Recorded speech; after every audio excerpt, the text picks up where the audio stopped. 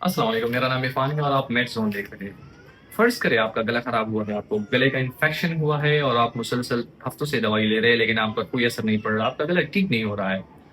वही दवाइयाँ जो आप पहले 2-3 दिन खाने से आप ठीक हो जाते थे, अभी आप हफ़्तों से उसको खा रहे हैं, लेकिन फिर भी आप पर कोई असर नहीं पड़ रहा। वजह क्या हो सकती है? इसको एंटीबायोटिक रेजिस्टेंस कहते हैं और आजकल पाकिस्तान में बहुत तेज़ी से फैल रहा है। एंटीबायोटिक रेजिस्टेंस उस कंडीशन को कहते हैं जब कोई दवाई, कोई एंटीबायोटिक्स आपके जिस्म में जो बैक्टीरिया होते हैं उसके खिलाफ इनइफेक्टिव हो जाते हैं।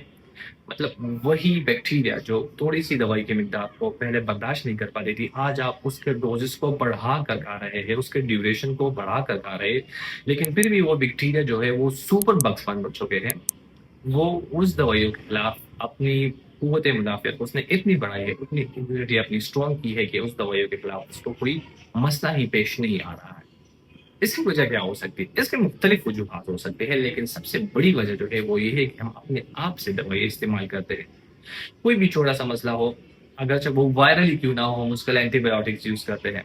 सपोज़ आपको फ्लू हो गया है और वो उसका उसका जो पॉज़िटिव एजेंट होता है वो वायरस होता है, लेकिन उसके लिए हम फिर एज़िथ्रोमाइसिन और इस तरह के बड़े-बड़े एंटीबायोटिक्स उसके लिए यूज़ करते हैं।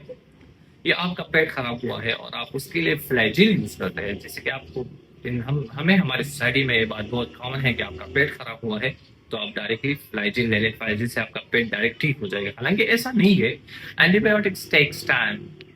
इनका अपना एक तरीक़ाकार होता है, उनका अपने तरीक़ाकार होता है यूज़ करने का। किसी तरह गलत दवाइयाँ यूज़ करने से या बगैर ज़रूरत के ऐसे बड़े-बड़े एंटीबायोटिक्स यूज़ करने की वजह से हमें हमारे जिस्म में जो बैक्टीरियाज़ होते हैं वो रेज़िस्टेंट हो जाते हैं और उन पर वो एंटीबायोटिक जो उनके असल कंडीशन में काम करने के लिए होते हैं, फिर उस वक़्त उस पर काम नहीं करते हैं। दूसरी जो बड़ी वजह हो सकती है वो ये है कि एंटीबायोटिक्स तो हम डॉक्टर के मशवरे से यूज़ करते हैं, लेकिन उसका प्रॉपर जो ड्यूरेशन होता है, कोर्स होता है, उसको पूरा नहीं करते। सपोज़ किसी को सोर थ्रोट हो गया है या इन्फेक्शन हो गया है गले का या जिस्म में कहीं और जगह पर इन्फेक्शन हो गया है और उसने 2 दिन दवाई इस्तेमाल कर ली और वो ठीक हो गया है। तो फिर वो दवाइयाँ वो फेंक देता है क्योंकि उसको लगता है कि मैं तो ठीक हो गया हूँ और मैंने ये दवाइयाँ इस्तेमाल करने की मुझे और कोई ज़रूरत ही नहीं है। हालाँकि वो एंटीबायोटिक जो होते हैं उसने उस बैक्टीरिया को फुली ख़त्म नहीं किया होता है और बैक्टीरिया सिर्फ़ स्टैटिक फ़ेज़ में चली गई होती है, यानी वो जिस्म में होती है, मुकम्मल ख़त्म नहीं होती। और हम कोर्स पूरा नहीं करते, जिसकी वजह से वो एंटीबायोटिक जब हम दोबारा लेते हैं, तो वही बैक्टीरिया जो पहले मरने वाली थी, वो रेज़िस्टेंट हो चुकी होती है। उसने इतना रेज़िस्टेंस क्रिएट हो गया होता है कि वो एंटीबायोटिक उस पर फिर हाई डोज़ में भी इफ़ेक्टिव नहीं होता है।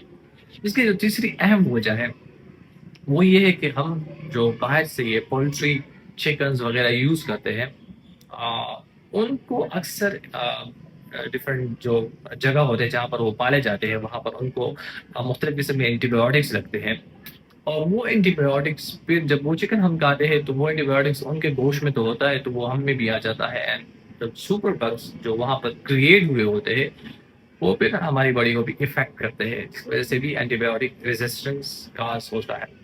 चौथी जो अहम वजह है वो ये है कि हमारे ड्रेनेज सिस्टम जो है डिफरेंट कंपनीज है जो एंटीबायोटिक्स प्रिपेयर करती है, लेकिन जो वेस्ट प्रोडक्ट होता है उनका जो सीवेज सिस्टम में वो मिक्स हो जाता है एंड फिर वो हमारे गली मोहल्ले के जो पाइप्स होते हैं उसके साथ लग जाता है।